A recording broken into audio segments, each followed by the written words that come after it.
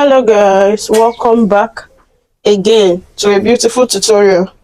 So on this tutorial we'll be working on straight pants, fitted pants. Okay, so the length of the pant is 40 inches. Then I'll be taking out, okay, calm down. The length of the pant is 40 inches. Then I'll be adding 2 inches for hemming allowance. That is 42 inches. Then I'll be taking out 1.5 inch for elastic because the waist will have elastic and rope. So 1.5 inch will serve for the elastic. So I will have 40.5 inches. Do you understand? So from this part, this is my starting line. I'll be marking out 40.5 inches.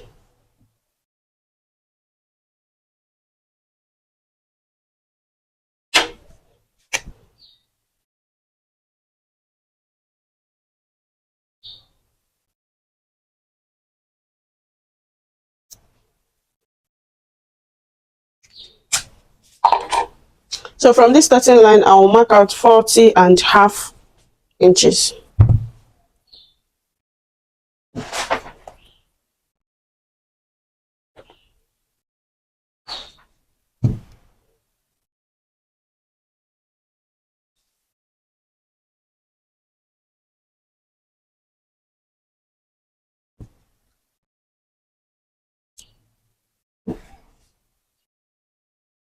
So after marking out the 40.5 inches, the next thing I will do is, here is my waist. From my waistline, I will be marking, remember, minus 1.5 inch. So whatever I'm going to mark from the waist downwards, I'll be taking out that 1.5 inch. So minus 1.5 inch, I'll mark my hip line, which is 9.5 inches. Then from there, I'll mark my crunch line, which is 14 inches. This is for a bigger size. So after that, the next thing is to mark the nail line, 21 inches for the nail length.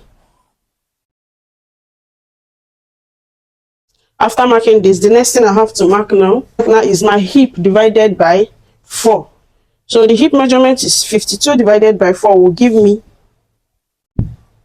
13 inches. So I'll mark 13 inches on the waist, adding 1.5 inch for sewing allowance, that's 14.5. On the hip line, I'll mark 13 inches, adding 1.5 inch, that's 14.5. I'll connect the line down to the waistline. Then after that, on the crunch line, I'll divide my laps by 2. But before then, I'll mark the hip line that I have, which is 13 inches. 13 inches plus the sewing allowance I have. So I'll mark whatever I mark on the waist, on the hip, on the crunch line also.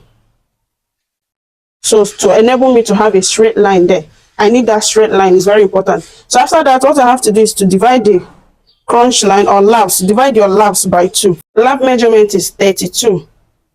Divided by 2 will give me 16 inches. So on this crunch line, I'll be adding 2 inch for sewing allowance. That will make it 18 inches. So from this 18 inches, I need to carve this line down to this hip line. All I have to do is take my tape, and from this point, I'll come out by 1.5 inch. This will enable me to get a very round curve. So from this line, I'll connect to this line down to this waistline. It's a very simple stuff. Come out by 1.5 inch. From the crunch line, you connect it from here down to the 1.5 inch, down to your hip line. Very simple. So after that, the next thing is to divide your new measurement by 2. It's only your waist and your hip that you will divide by 4. Your crunch line, your new line, and your ankle is divided by 2. So before I will mark the new line, I have to come in at this end part by 1.5 inch or 2 inches. It is a choice, either 1.5 inch or 2 inches. So I'll come in by 1.5 inch. So from this 1.5 inch, I'll connect it down to this crunch line.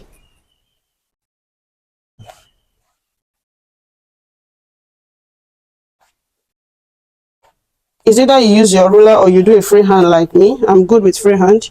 So after connecting it, I'll now,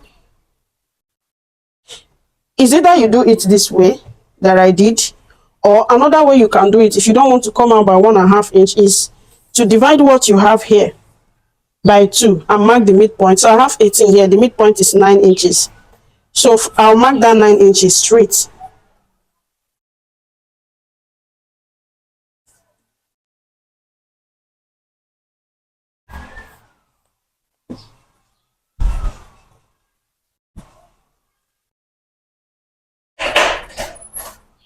So after marking the 9 inches straight, the next thing you have to do is divide your new measurement by by 2. So the new measurement, the round new measurement is 24. 24 divided by 2 will give me 12 inches. So to get that 12 inches, 12 divided by 2 is 6. So you put your tape at the midpoint and mark 6 at this side and mark 6 at this side.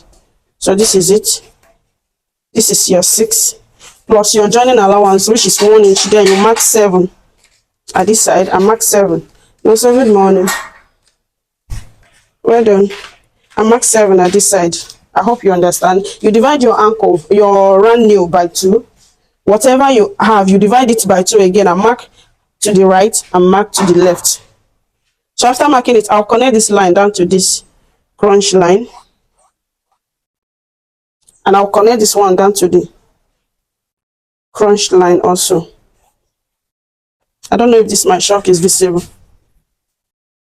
After marking that, the next thing is to divide your ankle by 2. Sorry, 16 divided by 2 will give me 8. Am I right? Yes, will give me 8. So that 8, I have to divide it by 2, which is 4. I'll mark 4 on the right and 4 on the left, adding 1 inch for joining allowance. That is 5 inches. So this 5 inches, I will connect it down to the knee line. And do the same thing to this side. I also connect it down to the knee line.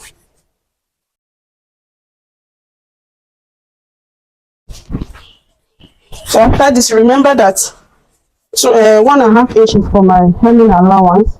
So I'm going to mark it out.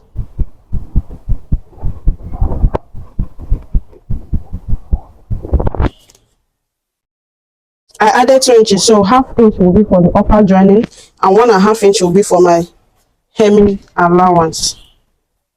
So I hope you understand this. This is a very simple mathematics. Then on the waist area, I'll come in by 1 inch. I don't need to insert the waist measurement because it is elastic. So I'll just come in by 1 inch on the waist and I'll connect it down to the hip line. I'll connect it down to the hip line just to blend it. So guys, the next thing I have to do now is to cut this out.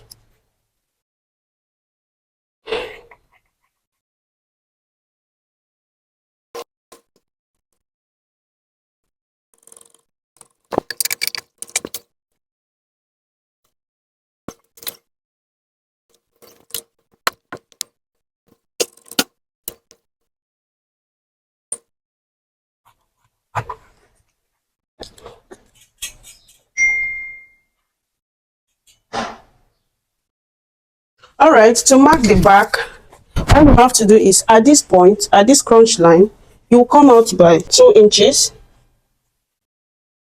At the new line,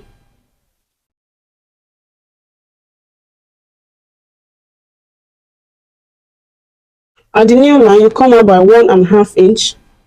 Then at the down part, you come out by 1 inch.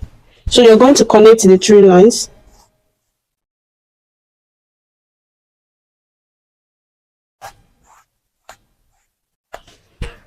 After connecting that line, the next thing you have to do is at this waist, this is the front bodice, you will come in by 1 inch and you slant it to this side.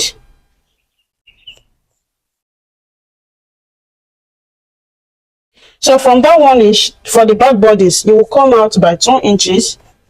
This is for the back bodice and you connect it down to the side. After that, on this part, you come out by 1 inch. You just connect the 1 inch down to the 2 inches line that you have. So this is all you have for the front bodies. Back bodies, the rest will be as the same as the front. So now I'll be cutting this.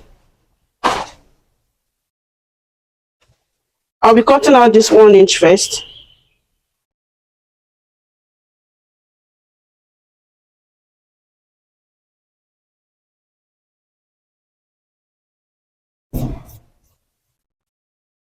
This is it. Then I'll cut from here. This is for the back bodies. I'm cutting from the 2 inches that I mark.